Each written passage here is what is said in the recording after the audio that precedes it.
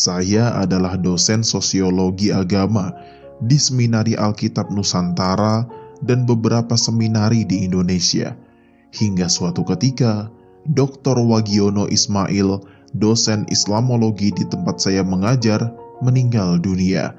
Karena tidak ada dosen pengganti, pihak seminari memutuskan saya untuk menggantikannya. Mau tidak mau, saya harus belajar tentang keislaman lebih mendalam. Tentu saja bukan untuk mencari kebenaran, melainkan demi keperluan mengajar dan perbandingan belaka. Maka saya beli buku-buku tentang keislaman yang layak untuk diajarkan kepada mahasiswa-mahasiswa saya. Sebelum mengajarkan Islamologi, Pak Rektor berpesan, mata kuliah Islamologi harus diajarkan secara komparatif. Artinya, hanya sebagai studi banding antara Islam dan Kristen. Saya berpikir keras bagaimana membandingkan ajaran Islam yang luas dengan mata kuliah yang hanya 2 SKS. Akhirnya, saya memfokuskan pada 3 pembahasan pokok, yaitu konsep ketuhanan, konsep kemanusiaan, dan konsep alam semesta. Saya mulai mendalami perbandingan ketiga konsep tersebut dalam agama Islam dan Kristen. Akhirnya, saya menemukan perbandingan yang sangat mencolok bahkan bertentangan. Pertama, tentang konsep ketuhanan. Dalam agama Kristen, Tuhan itu transenden dan imanen. Transenden artinya Tuhan itu jauh berada di luar alam semesta, sedangkan imanen artinya Tuhan berada dalam alam semesta atau ikut dalam proses yang ada dalam alam semesta hadir. Singkatnya, Tuhan jauh berada di luar alam, tetapi hadir di dalamnya. Dia sangat berkuasa dan hadir di mana-mana, tetapi karena Tuhan terlalu jauh, maka Ia punya inisiatif yang baik. Dia rela menurunkan dirinya menjadi manusia sebagai sosok Yesus agar dapat berinteraksi dengan manusia. Inilah yang kemudian disebut teori reinkarnasi. Pertanyaannya, kenapa Allah yang begitu sangat berkuasa harus mengubah dirinya menjadi manusia? Tuhan yang baik juga rela mengorbankan dirinya untuk menebus dosa-dosa manusia di kayu salib. Konsep ketuhanan dalam Kristen tersebut saya bandingkan dengan 20 sifat Allah yang ada dalam Islam. Di dalam Islam disebutkan Allah itu mukhalafatuhu lil hawadits. Artinya Allah mustahil serupa dengan makhluknya.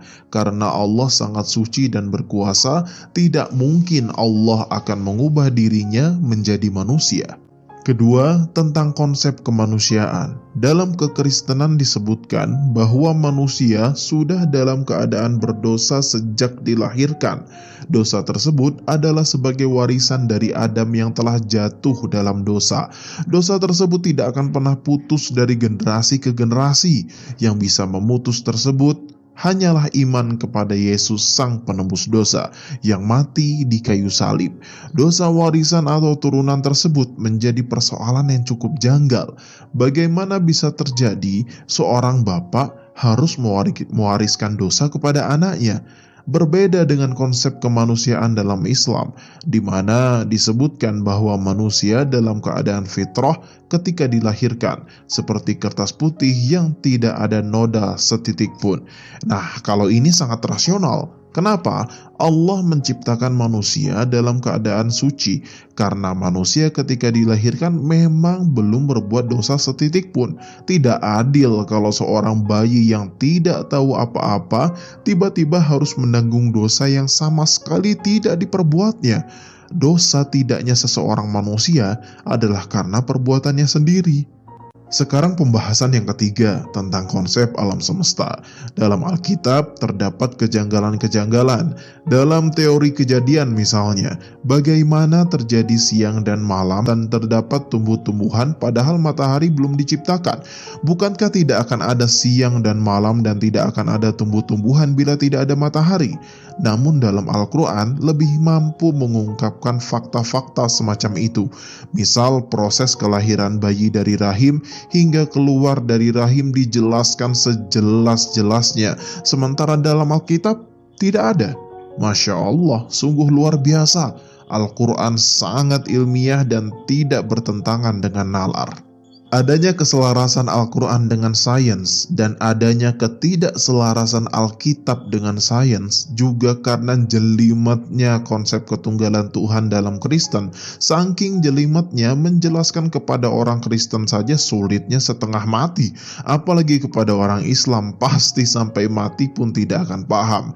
Berbeda dengan konsep Tuhan dalam Islam, anak umur 5-6 tahun saja sudah dapat memahaminya. Begitu juga orang di luar Islam. Hal tersebutlah yang akhirnya mendorong saya untuk memeluk Islam, tepatnya pada 16 September 2006 di Forum Arematea Malang. Sebagai mantan misionaris, saya ingin menyampaikan mengapa banyak orang Islam dari kalangan grassroots atau menengah ke bawah yang murtad menjadi Kristen. Sebenarnya bukan persoalan ekonomi saja, tetapi lebih ke persoalan bagaimana mereka meruntuhkan keyakinan kita. Tentu saja yang menjadi sasaran empuk adalah orang-orang Islam yang awam terhadap agamanya. Seperti misalnya kalau akidah kita diutak-atik oleh mereka. Katanya Islam itu rahmatan lil alamin, tetapi mengapa dalam Al-Quran utamanya surah-surah yang turun di Madinah secara eksklusif ditujukan kepada orang-orang yang beriman saja? Ya ayyuhalladzina amanu, bukankah hal itu berarti Islam hanya untuk orang-orang yang beriman saja dan bukan untuk seluruh alam? Nah, hal-hal sepele semacam itulah yang dapat menjadi hal yang besar bagi orang awam. Oleh karena itu, kita harus memperhatikan saudara-saudara kita yang awam, baik dari sisi akhirat maupun dari sisi dunianya. Wallahu a'lam bishawab.